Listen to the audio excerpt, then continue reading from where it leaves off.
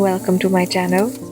We are just landing in Vadodara, and as you can see, it's a beautiful view from high up here. We have booked into Sayaji hotel. To be honest, I was not very impressed with the face of the room. Everything seemed a little too old school for my liking.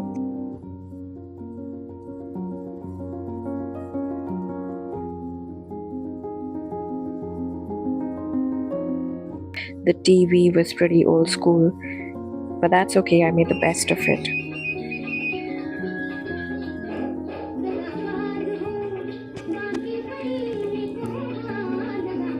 I woke up to a surprise the next morning. Wow! Everything looked so gorgeously fresh, and it felt like everything was prepared just this morning, which probably was the case.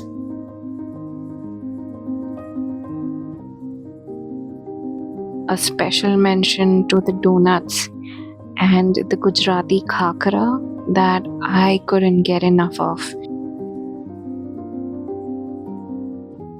Truth be told, the breakfast buffet compensated for the disappointment of the lackluster rooms and that dullish vibe, because honestly, I would want to return to Sayaji just for their breakfast. A 5-star just for the way everything was prepared, and a super 7-star to the chef. So apparently crocodiles are an attraction of the Sayaji hotel. We ended up seeing some from the window. Not very much. Yeah, oh my god.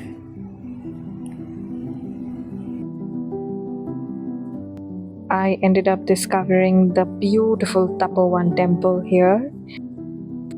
All the deities you could imagine were placed here with such grace and were dressed up beautifully.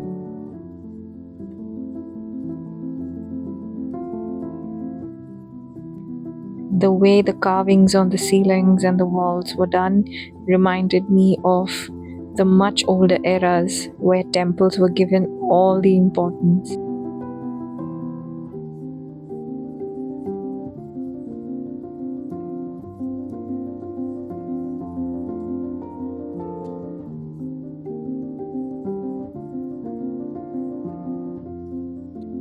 We ended up staying here till after sunset, and I was fortunate enough to interact one-on-one with one of the temple pandits.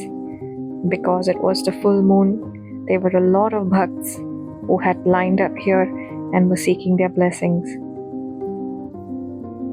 My questions were that of a curious philosopher, and I was happy with the answers and the blessings that I received.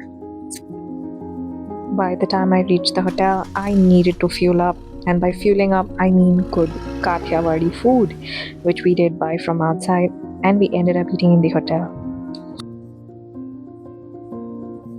The next morning, we feasted on our breakfast and left the hotel towards Dwarka.